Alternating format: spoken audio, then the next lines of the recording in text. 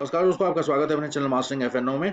हम लोग डिस्कस करने वाले हैं कि कल के दिन पे निफ्टी और सेंसेक्स किस टाइप से बिहेव करेंगे, क्या लेवल्स रहेगा और किस टाइप से हम ट्रेड कर सकते हैं। इसके बारे में हम डिटेल में एनालिसिस करेंगे। तो आप इस चैनल पर नए हैं तो चैनल को सब्सक्राइब कर लीजिए, वीडियो पसंद आए तो लाइक कीजिए, अपने दोस्तों के साथ में शेयर भी कीजिए। अगर आपने मेरा कल का एनालिसिस वीडियो देखा रहेगा तो उसमें मैंने मेंशन किया था कि निफ्टी के अंदर में जोन की जो है वो शिफ्टिंग हो रही है, जोन धीरे धीरे नीचे की तरफ शिफ्ट हो रहा है। और मैंने इंडिकेट किया था कि निफ्टी जो है किस पर्टिकुलर जोन से रिवर्स करने वाला है। तो आपने आज देखा रहेगा कि मार्केट बिल्कुल वैसा ही बिहेव किया है। तो निफ्टी का अगर आप देखेंगे यहाँ पे डेली टाइम फ्रेम के अंदर में, तो ऑब्वियसली मैंने जो जोन बताया था कि जहाँ से रिवर्स करेगा वहीं से जो है इसकी रिवर्सल आई है। साथ साथ में चलिए हम इसको 15 मिनट के टाइम फ्रेम पे एनालिसिस करते हैं कि कल के दिन पे निफ्टी किस टाइप से बिहेव कर सकता है।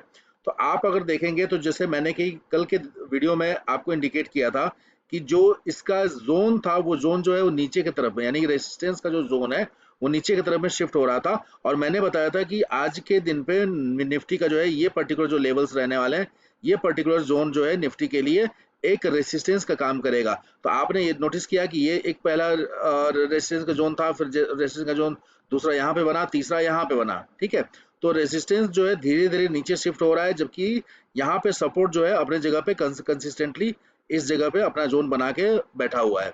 तो कहीं ना कहीं मार्केट जो है वो डाउन साइड में ब्रेक डाउन करने के लिए तैयारी कर रहा है, ये इंडिकेशन है। क्योंकि जितना जितना ज्यादा ये स्क्वीज करेगा उतना ही ज्यादा इसके अंदर में अपॉर्चुनिटी बनेगी एक अच्छा सा ट्रेड डाउन साइड के लिए बनने के लिए। क्योंकि आपको पता ही रहेगा, जो मैंने बताया था कि ईरान और यूएस के बीच में जो टेंशन चल रहा है वो तो ऑब्वियसली है ही, उसका तो असर रहने ही वाला है। तो उसकी वजह से मार्केट जो है निफ्टी जो है वो थोड़ा सा कंफ्यूज वे में बिहेव कर रहा है। लेकिन यस, मार्केट जो है ओवरऑल डाउन ट्रेंड में है। तो अपसाइड में मैंने ये बताया था कि अपसाइड में आपको ट्रेड को अवॉइड करना है फिलहाल के समय पे, और आपको हर एक अपॉर्चुनिटी डाउन साइड के लिए, यानी कि every rise is going to be an selling opportunity, इस हिसाब से आपको देखना है। अब मार्केट के बिहेवियर को देखिएगा, यहाँ पे कुछ आज के दिन पे ऐसे इंडिकेशंस दिख के आ रहे हैं जो कि एक अच्छा चीज बता रहा है। अगर आप देखेंगे ध्यान से, यहाँ पे जब पिछली बार मार्केट आया था तो यहाँ से बहुत क्विकली रिबाउंड किया था। इस जगह पे मार्केट आया था तो इस टाइप से आप देख रहे हैं कि यहाँ पे आने के बाद यहाँ पे कैंडल जो है वो अच्छी खासी सपोर्ट, यानी ग्रीन के बड़े कैंडल बने थे, और यहाँ से ऊपर की तरफ जाने के बाद इस पर्टिकुलर ट्रेड लाइन पे सपोर्ट रेजिस्टेंस लेके मार्केट नीचे की तरफ में आया, राइट। आप देख रहे हैं, एक चीज को ध्यान से देखिएगा, इस चीज को, ये बहुत इंपॉर्टेंट पॉइंट है, इसको नोट कर लीजिए।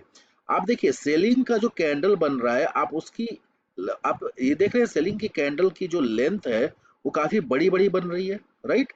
कहीं ना कहीं जब ये सेलिंग में बड़ी बड़ी कैंडल बना रही है तो ये इंडिकेट कर रहा है कि यहाँ पे सेलर्स जो हैं वो वीक नहीं हुए हैं। जब भी सेलर्स वीक होते हैं तो उनका क्या रहता है कि वो कैंडल की साइज जो है वो छोटी हो जाती है इंस्टेड ऑफ बड़ी।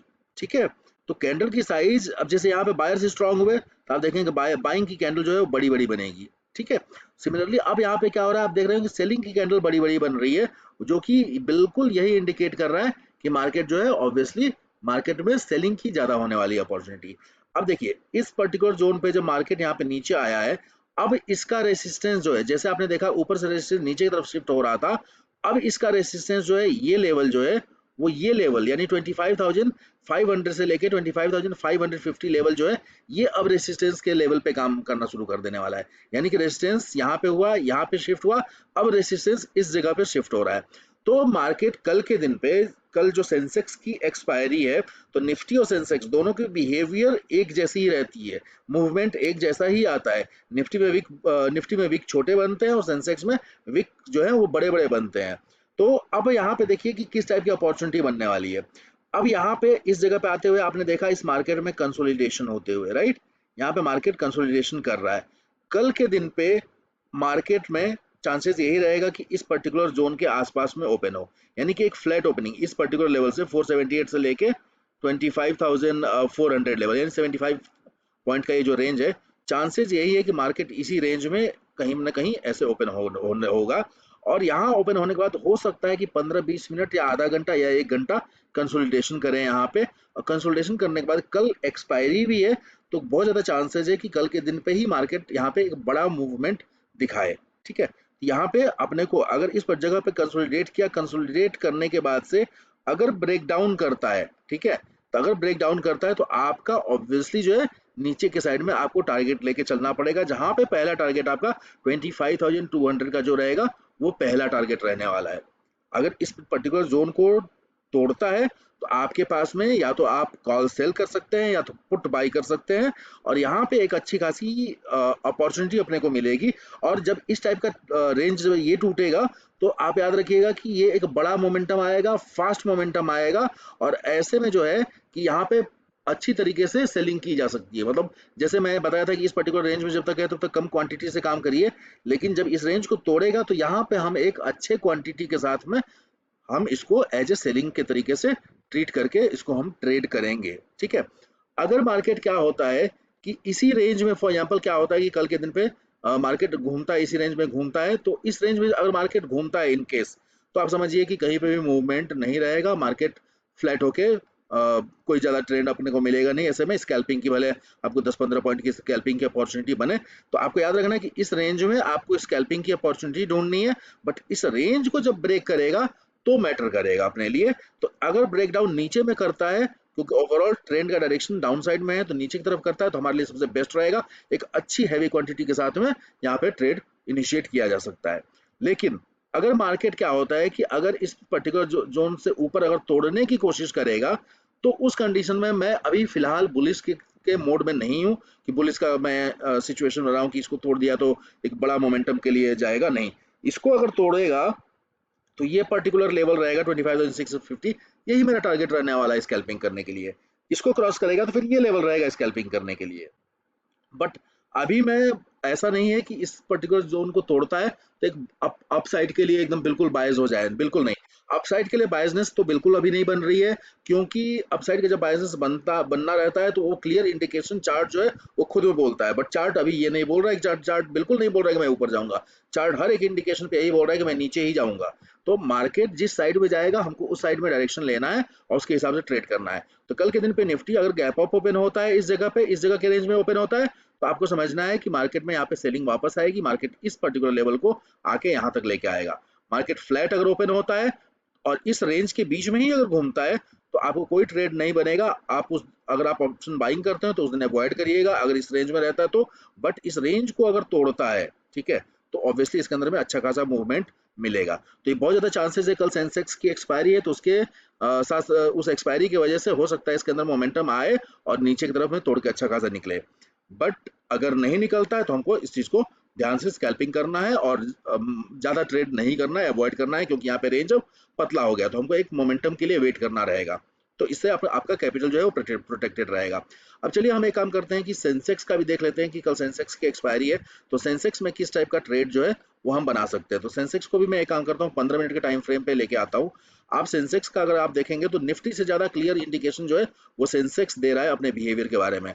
सेंसेक्स भी बिल्कुल इसी पर्टिकुलर अपने जोन पे है, बिल्कुल अपने जोन पे बंद हुआ है, राइट, बिल्कुल अपने जोन पे, यहाँ पे जो इसका सपोर्ट का जोन है। तो सेंसेक्स भी अगेन यहाँ पे अगर ये, इसका भी आप देखेंगे सिमिलर टाइप में, इसका इसका यहाँ पे एक ट्रेंड लाइन का रेजिस्टेंस ऊपर से आ रहा है। मार्केट में बिल्कुल सिमिलर, इसको तोड़ने का चांसेस बहुत ज्यादा है अगर गैप डाउन ओपन हुआ। आप एक चीज ध्यान रखिएगा, अगर गैप डाउन ओपन हुआ तो आपको एक चीज ध्यान रखना है कि गैप डाउन ओपन होने का मतलब मार्केट कंप्लीटली निगेटिव रहने वाला है। तो उस कंडीशन में जो हर एक ऊपर की तरफ में थोड़ा भी अगर रिट्रेस करता है वो सेलिंग अपॉर्चुनिटी आपको मिलने वाली है। तो ऐसा नहीं हो कि गैप डाउन ओपन होकर तुरंत नीचे जाने लगे तो आप रनिंग कैंडल पे बिल्कुल मत एंटर करिएगा। आप कैंडल को क्लोज होने दीजिएगा, आपको मार्केट मौका देगा। आप 9 EMA के ऊपर ट्रस्ट कीजिए, 9 EMA बहुत बढ़िया सेटअप है, आपको जरूर मौका देगा। मार्केट फॉर एग्जांपल क्या किया कि 5 मिनट के टाइम फ्रेम पे मैं एक एग्जांपल बता देता हूँ कि मान लीजिए कि ये रेंज रहा, इस रेंज को मार्केट जो है कल के दिन पे मान लीजिए सेंसेक्स जो है वो नीचे गैप डाउन ओपन हुआ और नीचे तोड़ के ऐसे आया, तो आप रनिंग कैंडल में बिल्कुल मत एंटर कीजिएगा, उसमें आपको हायर प्राइस मिल जाएगा और आपका स्टॉप लॉस बहुत बड़ा हो जाएगा, इसमें आपको लॉस होने की संभावना बढ़ जाएगा।